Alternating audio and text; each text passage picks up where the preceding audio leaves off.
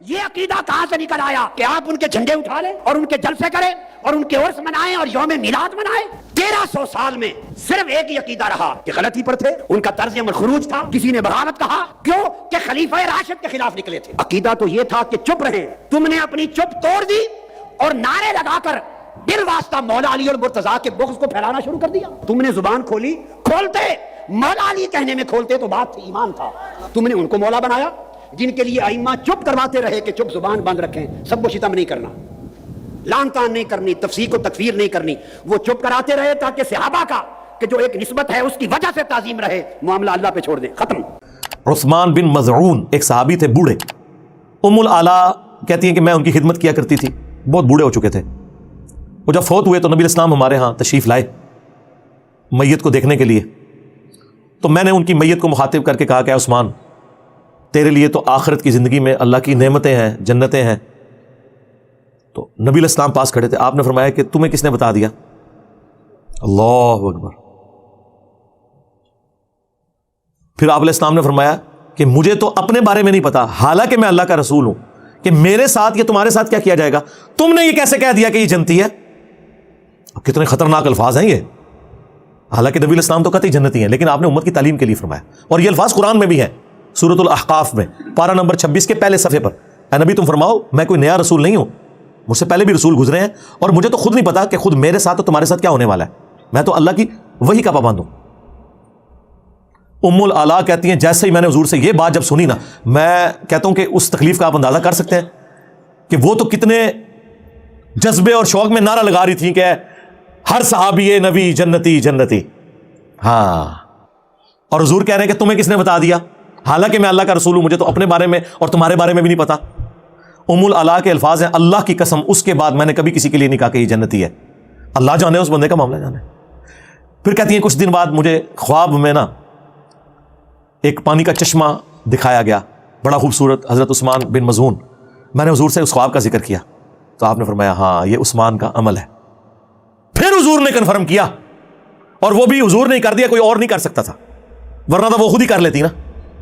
اس سے بڑھ کر بخاری مسلم دونوں میں حدیث ہے، نبی الاسلام کا ایک صحابی جو آپ علیہ السلام کو وضو کروایا کرتا تھا، سفر و حضر میں سواری کا کجاوا کستا تھا، خیبر کے موقع پر اسے ایک نامعلوم تیر لگا اور وہ شہید ہو گیا، اور جتنے صحابہ تھے انہوں نے نعرہ لگایا ہر صحابی نبی جنتی جنتی، ہر صحابی نبی جنتی جنتی۔ تو یہ تو سب سے بڑا صحابی ہے کہ حضور کا خدمت گزار ہے، انہوں نے کہا یہ تو جنتی ہے۔ نبی علیہ السلام فرمایا کہ تم اسے جنت کی بات بتا رہے ہو، حالانکہ مجھے اللہ نے دکھایا ہے کہ اس نے خیبر کے موقع پر مال غنیمت کی ایک چادر چوری کی تھی، ایک چادر صرف، جو آگ کی بنا کے اس کے اوپر ڈال دی گئی ہے۔ اللہ نے اس چیز کا بھی لحاظ نہیں کیا کہ حضور کا خدمت گزار ہے، صحابی ہے، اور بعد میں لوگوں نے نعرے لگانے ہیں ہر صحابی نبی جنتی جنتی۔ یہ مقصد کوئی کسی صحابی کی توہین کرنا نہیں ہے، مقصد آپ کو عقیدہ بتانا ہے۔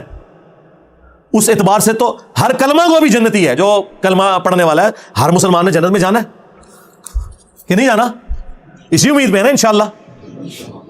تو بخاری مسلم کے الفاظ ہیں، اس کا نام تھا مدعم، اس صحابی کا۔ صحابہ کرام اپنے گھروں میں گئے، اگر کسی نے ایک رسی بھی اٹھائی تھی نا، یہ سمجھ کے مال غنیمت کی کہ خیر ہے اس کی تو اتنی ورت نہیں میں گھر لے جاؤں، وہ بھی آ کے جمع کروائی مال غنیمت میں، کیونکہ مال غنیمت کو تقسیم کرنا ہے حکمران وقت نے، اس وقت رسول اللہ تھے صلی اللہ علیہ وسلم۔ اب اس سے کلیئر ہو گیا عقیدہ۔ پھر جو بخاری مسلم میں وہ مشہور حدیث ہے کہ ایک حبشی عورت تھی جو مسجد نبوی کی صفائی کیا کرتی تھی، چند دن تک وہ نظر نہ آئی، تو نبی الاسلام نے کہا وہ عورت کدھر گئی؟ بتایا گیا یا رسول اللہ وہ فوت ہو گئی، رات کے وقت ہی ہم نے اسے دفنا دیا۔ آپ نے فرمایا مجھے نہیں تم نے بتایا۔ حدیث کے الفاظ ہیں لوگوں نے ہلکا جانا کہ وہ ایک عام حبشی عورت تھی، لیکن حضور کے لیے تو ہر وہ بندہ اہم ہے جو دین کا کام کرے۔ آپ کے نزدیک جس کا اونچا نعرہ ہو وہ اہم ہے، نبی الاسلام کے نزدیک دین کا کام کرنے والا بندہ اہم ہے۔ آپ نے فرمایا کہ مجھے اس کی قبر پہ لے کے چلو۔ قبر پہ لے کے گئے، نبی الاسلام نے قبر پہ جا کے جنازہ پڑھا، اور جب واپس پلٹے تو آپ نے فرمایا یہ قبریں اندھیروں میں ڈوبی ہوئی تھی، میرے جنازہ پڑھنے کی برکت سے اللہ نے ان قبروں کو نور سے بھر دیا۔ سبحان اللہ، سبحان اللہ تو ہم پڑھ رہے ہیں، لیکن اس کا ایک بڑا تلخ پہلو ہے۔ کیا کسی کافر کی قبر حضور کی دعا سے جنت کا باغ بن سکتی ہے؟ نہیں، یہ تو عقیدہ ہی کفر ہے، کیونکہ قرآن کا فیصلہ واضح ہے کہ اللہ بھی معاف نہیں کرے گا. نبی علیہ السلام نے کہاں سے معاف کرنا ہے؟ کافر کو, مشرک کو. اس کا مطلب ہے کہ وہ مسلمانوں کی قبریں تھیں. اب میں یہ نہیں کہتا کہ صحابہ کی قبریں تھیں, ورنہ کہیں گے یہ گستاخ رسول ہو گیا, گستاخ صحابہ ہو گیا. اس زمانے میں جو مسلمان تھے, بریلوی, دیوبندی, اہل حدیث, شیعہ, ویسے تو اس زمانے کے مسلمانوں کو صحابی کہا جاتا ہے, لیکن وہ فتویٰ لگا دیں گے نا. چلے ہم کہتے ہیں اس زمانے کے جو جنہوں نے حضور کو ایمان کی حالت میں دیکھا, ایمان کی حالت میں دنیا سے گئے, اس زمانے کے بریلوی, دیوبندی, اہل حدیث, شیعہ, تبھی نور سے بھری گئی نا. اور دوسرا یہ بھی کلیئر ہو گیا کہ نبی اسلام نے ان صحابہ سے یہ نہیں کہا کہ ہاں میں ہر مومن کی قبر میں جاتا ہوں, تو واقعی وہ فوت ہو گئی تھی 3-4 دن پہلے میں قبر میں گیا تھا اور میرے بارے میں اس سے پوچھا گیا تھا ما کنت تقول فی حق ھذا الرجل, اس مرد کے بارے میں تم کیا کہتے ہو. حضور نے تو لا علمی کا اظہار کیا, مجھے تو پتہ ہی نہیں تھا کہ وہ فوت ہو چکی ہے. اور یہ لوگ کیا کہتے ہیں؟ حضور علیہ السلام قبر میں جاتے ہیں. بریلوی یہ کہتے ہیں. دیوبندی کہتے ہیں نہیں, حضور خود نہیں جاتے, آپ کی شکل دکھائی جاتی ہے, یا آپ کی قبر مبارک اور اس کی قبر کے درمیان سارے پردے ہٹا دیے جاتے ہیں اور پوچھا جاتا ہے کہ اس مرد کے بارے میں تیرا کیا عقیدہ تھا. ہر بندے نے اپنا عقیدہ بنایا ہوا ہے. مفتی احمد یار خان نعیمی صاحب نے جال حق میں لکھا ہے کہ نبی اسلام دکھائے جاتے ہیں نا, ورنہ تو وہ شخص جو ہے نا وہ پوچھتا آگے سے کہ کس مرد کے بارے میں مجھ سے پوچھ رہے ہو. جب وہ کہتے ہیں ما کنت تقول فی حق ھذا الرجل, وہ کہتے ہیں ھذا کا مطلب ہے کہ وہاں موجود ہے. ہم نے بتایا کہ ھذا کا صیغہ موجود کے لیے بھی ہوتا ہے اور غائب کے لیے بھی ہوتا ہے جس کا ذکر ہو رہا ہو. جیسے بخاری میں ھذا کے صیغہ کے ساتھ عبداللہ بن عمر نے یزید کی طرف اشارہ کیا کہ ہم نے اللہ اور اس کے رسول کے احکامات کے اندر ھذا الرجل کی بیعت کی ہے, حالانکہ وہ شام میں تھا, عبداللہ بن عمر مدینے میں تھے, 1000 کلومیٹر کا فاصلہ تھا. جب آپ ذکر کر رہے ہوتے ہیں تو اس میں ہو جاتا ہے. اور یہی وجہ ہے کہ مومن جب جواب دیتا ہے وہ کہتا ہے ہوا محمد رسول اللہ, وہ یہ نہیں کہتا ھذا محمد رسول اللہ, وہ پھر تھرڈ پرسن کے صیغے سے جواب دیتا ہے. وہ کہتے ہیں مفتی صاحب کہ نہیں دیکھیں, یہاں ہونا چاہیے تھا کہ وہ بندہ پوچھتا کہ کس مرد کے بارے میں پوچھ رہے ہو. اگر وہ یہ کہتا نا تو آپ کی بات کلیئر ہو جاتی. تو سرکار ہم نے ایک حدیث ایسی دریافت کر لی ہے مسند احمد میں جس میں الفاظ ہیں ای الرجل. وہ مردہ پوچھتا ہے کہ کس مرد کے بارے میں پوچھ رہے ہو. جو الفاظ ہیں نا بخاری کے, اس مرد کے بارے میں تم کیا کہتے تھے, تو آگے سے پوچھتا ہے کون سا مرد. مفتی صاحب کا مسئلہ ختم. تو پتہ فرشتے کیا کہتے ہیں, الذی بعث فیکم. اور یہ الفاظ ابو داؤد میں بھی موجود ہے. ہم اس مرد کے بارے میں پوچھ رہے ہیں جس کو اللہ نے تمہارا نبی بنا کے مبعوث کیا ہوا تھا, جو شخص تم میں مبعوث ہوا تھا. تو کہتا ہے ہوا محمد رسول اللہ صلی اللہ علیہ وآلہ وسلم. اللہم اجعلنا منہم, اللہ تعالیٰ ہمیں ان میں کرے جو یہ جواب دے لیں. یہ بخاری اور ابو داؤد میں پوری تفصیل موجود ہے. اور یہ جب 3 سوال ہوتے ہیں, من ربک ما دینک ما کنت تقول فی حق ھذا الرجل, ایک چوتھا سوال ہے جو انہوں نے اسکپ کیا تھا, میں نے دریافت کیا ہے, تو اب ان کو پریشانی لگی ہوئی ہے. ایک چوتھا سوال بھی ہوتا ہے جب مؤمن جو ہے نا جواب دے لیتا ہے نا, تو اس سے فرشتے پوچھتے ہیں کہ تجھے کیسے پتا چلا, تو وہ کہتا ہے میں نے اللہ کی کتاب پڑھی تھی اور رسول اللہ کے نبی ہونے کی تصدیق کی. ہاں تو ظاہر ترجمے سے ہی پڑھی ہوگی نا, خالی پڑھنا تصدیق تو نہیں ہوتی. اور جو منافق ہے جب وہ جواب نہیں دے پاتا تو فرشتے کہتے ہیں تو نے, وہ ہر بات میں کہتا ہے ہائی ہاتا لا ادری لا ادری, ہائے افسوس مجھے کچھ پتا نہیں. تو فرشتے اسے کہتے ہیں کہ تو نے خود پڑھ کے سمجھنے کی کوشش کیوں نہیں کی, یا کسی ایسے شخص سے کیوں نہیں پوچھ لیا جو جاننے والا تھا. یہ چوتھا سوال ہے. اگر یہ پتا چل جائے مسلمانوں کو تو مرنے سے پہلے ہی وہی بات, مرنے سے پہلے اے مسلمان کر لے اس پہ غور, کتابوں کا خدا اور ہے, بابوں کا خدا اور پھر وہ اس نعرے تک پہنچ جائے گا کہ میرے نبی سا ہے ہی کوئی نہیں, یہ سارے بابے تھے, شاہ ہی کوئی نہیں. ٹھیک ہے نا, اس کو آپ نے اپنا امام ماننا ہے جس کی قبر مدینے میں صلی اللہ علیہ وآلہ وسلم. تو دیکھیں کیسے ان واقعات سے رزلٹ نکلتے ہیں, اور انہوں نے کیا کچھ امت کو کرایا ہوا ہے. قبر کے 3 سوال بتائے ہیں, چوتھا بتایا ہی نہیں ہے. اور پھر انہوں نے یہ بھی نہیں بتایا کہ بھائی رسول اللہ کے ساتھ رشتہ داری نہیں کسی کی کام آنی جب تک کہ اعمال صحیح نہیں ہوں گے, ورنہ تو ہم نے یہ بتا دیا, یہ بھی تو صحابی تھا نا. یاد رکھیے گا کہ جو اپنی وفات تک ایمان پر قائم رہا وہ صحابی ہے, اگر وہ ایمان پہ قائم نہیں رہا تو وہ صحابی نہیں ہے, اگرچہ حضور کی زندگی میں وہ صحابی ہو. یہ منکرین زکات جو ہیں, یہ رسول اللہ نے ان کو صحابی ہونے کی حالت میں چھوڑا ہے دنیا میں. وہ کہتے ہیں نہیں جی بعد میں منکرین زکات بن گئے, مرتد ہو گئے. سرکار بات چھوڑ دو, جب میرے نبی نے آنکھیں بند کی ہیں اس ڈیٹ کو وہ کیا تھے؟ صحابہ. حضور کو تو نہیں نا پتا کہ میرے بعد کام ڈال دیا انہوں نے. کلیئر ہو گیا. اب حضور کی وفات کے بعد وہ کام ڈال دیں. نبی علیہ السلام نے انہیں آخری وقت کیا دیکھا ہے؟ صحابی. یہی وجہ ہے کہ بخاری مسلم میں موجود ہے میرے حوض کوثر پر میرے اصحاب میں سے لوگوں کو لایا جائے گا, اور میں کہوں گا اصحابی اصحابی. کم از کم 8 ترک موجود ہے بخاری مسلم میں. اور مجھے فرشتے بتائیں گے یا رسول اللہ آپ کو نہیں پتا آپ کے بعد یہ دین سے الٹے قدم پھر گئے تھے, انہوں نے دین میں بدعتیں جاری کر دی تھی. تو میں کہوں گا سحقن سحقن لمن غیر بعدی, سحقن سحقن لمن بدل بعدی, ان پہ پھٹکارو, ان کو مجھ سے دور کر دو جنہوں نے میری وفات کے بعد میرے دین کو بدل دیا. عبداللہ ابن ابی ملیکہ تابعی کہتے ہیں اس حدیث کے ساتھ, اے اللہ ہم تجھ سے دعا کرتے ہیں کہ تیرے نبی کی وفات کے بعد ان کے دین سے الٹے قدم نہ پھریں, آمین. اللہم من احییتہ منا فاحیہ علی الاسلام ومن توفیتہ منا فتوفہ علی الایمان. بخاری کے الفاظ ہیں, ابن عباس کہتے ہیں یہ وہ لوگ تھے جو حضرت ابوبکر کے دور میں مرتد ہو گئے اور حضرت ابوبکر نے ان کے خلاف قتال کیا. تو حضرت ابوبکر کے دور میں جو مرتد ہوئے وہ رسول اللہ کے دور میں کیا تھے؟ بریلوی, دیوبندی, اہل حدیث, شیعہ یا صحابی. تو یہ کوئی توہین نہیں ہے, یہ صحابہ کی عظمت ہے کہ صحابی وہ جنتی ہے جو اپنی وفات تک رسول اللہ کے طریقے پہ رہا. نہ تو ہم روافظ کی طرح اس ایکسٹریم پہ ہیں کہ جو نعوذ باللہ سابقون الاولون حضرت ابوبکر عمر عثمان کے بارے میں بکواسیات کرتے ہیں یا جلیل القدر صاحب کے بارے میں اور بعض غلو کر کے ان کے ایمان کے درپے ہوئے ہیں, اور نہ ہم ان ناصبیوں کی طرف ہیں جو اہل سنت کے اندر گھسے ہوئے ہیں, جو بنو امیہ کو بچانے کے لیے ہر بندے کو جناب یہ نعرے, جو یہ ناصبیت والے نعرے ہیں نا جی, ہر صحابی نبی جنتی جنتی, آپ یہی کیوں نہیں کہتے کہ ہر کلمہ گو مسلم جنتی جنتی ہے نا حدیث سے؟ پھر ان کو تکلیف پڑ جائے گی, کوئی اپنے فرقے والے کو ماننا پڑے گا. تو آپ کہہ دو ہر بریلوی جنتی, ہر دیوبندی والے دیوبندی, ہر دیوبندی جنتی, ہر وہابی جنتی. اور اللہ کے بندو, جنت دوزخ کے فیصلے کوئی یہاں بیٹھ کے کر سکتا ہے؟ بخاری مسلم دونوں میں حدیث ہے, نبی اسلام ایک جگہ سے گزر رہے تھے, آپ رک گئے, اور مسلم میں ایک حدیث میں الفاظ ہیں کہ آپ کا خچر بدک گیا. تو نبی اسلام رک گئے, آپ نے فرمایا ان قبر والوں کو عذاب ہو رہا ہے. پھر آپ نے ایک ٹہنی توڑ کے اس کے 2 حصے کر کے قبر پہ لگائے, فرمایا جب تک ہری رہیں گی تو ان کے عذاب میں تخفیف ہوگی. حضور کی دعا کی برکت, آپ کے مبارک ہاتھوں کی برکت, صحابہ کو نہیں پتا چلا عذاب ہو رہا ہے. اور دوسری بات, نبی اسلام نے فرمایا کہ ایک پیشاب کے چھینٹوں سے نہیں بچتا تھا اور ایک چغلی کھایا کرتا تھا. اس کا مطلب یہ ہے کہ وہ کافر نہیں تھے, ورنہ حضور بڑی بیماری کا ذکر کرتے نا. حضور سیدھا کہتے ہیں کافر تھے, اور ظاہر کافر کو نفع بھی نہیں پہنچنا تھا نا, یعنی ہے مسلمان کی قبریں تھیں اس زمانے کے جو بریلوی دیوبندی اہل حدیث فوت ہو گئے, کیونکہ پھر تو یہ کہیں گے ہم تو کہتے ہیں ہر صحابی نبی جنتی جنتی, یہ اور طرف چل پڑیں گے. مسلم شریف میں الفاظ ہے, نبی الاسلام نے فرمایا کہ میں نے ارادہ کیا کہ اللہ سے دعا کروں کہ تمہیں عذاب قبر سنوا دے, دکھانے والی کہانی ختم, کشف القبور ختم, لیکن مجھے ڈر ہوا کہ تم اپنے مردوں کو دفنانا چھوڑ دو گے. صرف عذاب قبر کو سن کے, دیکھنے کی بات ہی نہیں. اچھا, اگر حضرت ابوبکر عمر عثمان علی رضی اللہ عنہم اجمعین عذاب قبر نہ دیکھ سکیں حضور کے ساتھ ہوتے ہوئے, تو آڈے بابے تھے شے ہی کوئی نہیں, لے جاؤ, کیونکہ میرے نبی سا ہے ہی کوئی نہیں, تیرے بابے تھے شے ہی کوئی نہیں, خلفائے راشدین جیسا ہے ہی کوئی نہیں, تیرے بابے تھے شے ہی کوئی نہیں.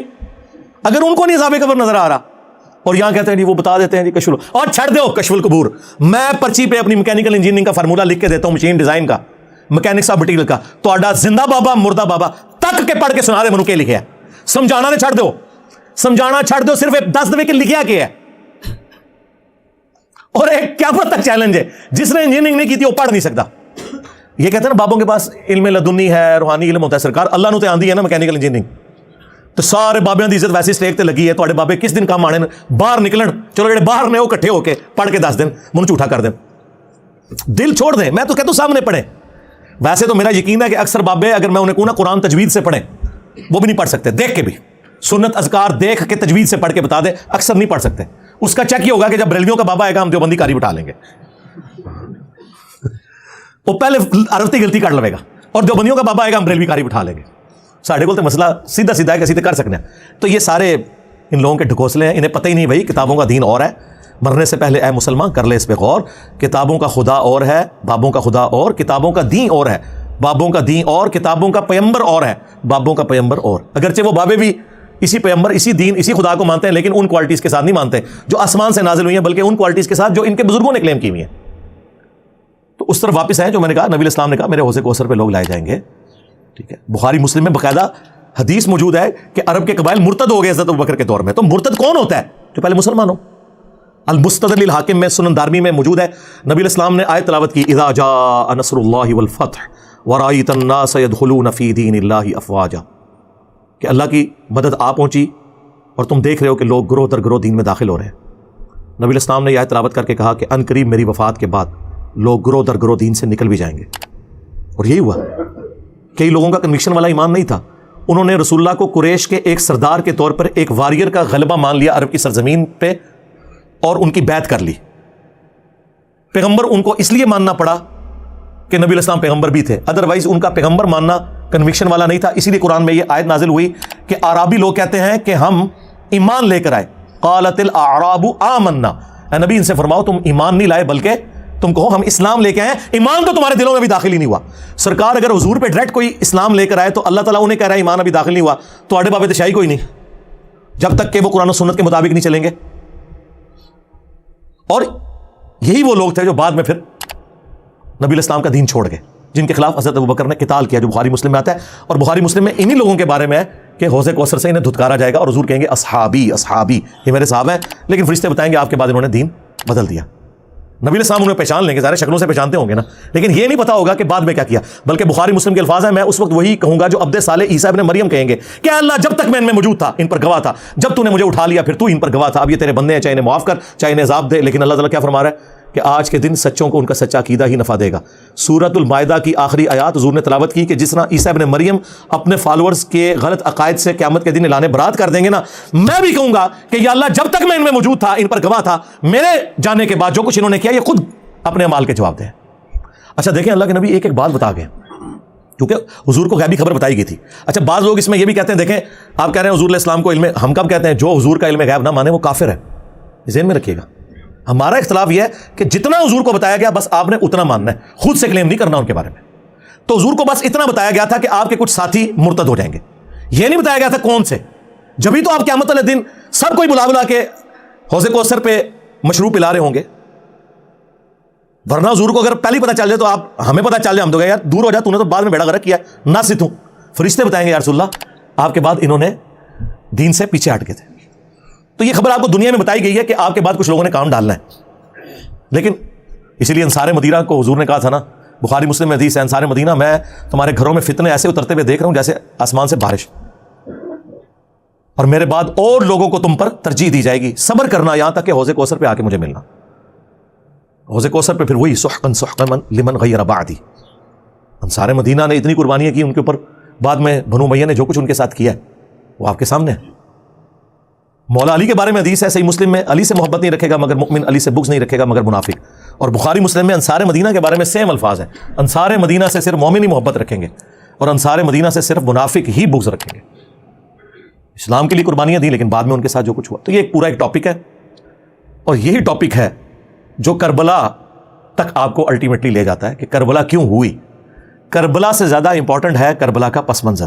اس لیے میں نے ریسرچ پیپر لکھا واقعہ کربلا کا حقیقی پس منظر 72 صحیح الاسناد احادیث کی روشنی میں. 72 کا ٹائٹل شہدائے کربلا کی نسبت سے لیا، حدیثیں اس میں 200 سے زیادہ ہیں، ایک ایک نمبر پہ ایک سے زیادہ طرق ہے احادیث کے. 33 نمبر پر غدیر خم کی جو حدیث ہے قرآن اور اہل بیت، 8 طرق میں نے اس میں شامل کیے ہیں.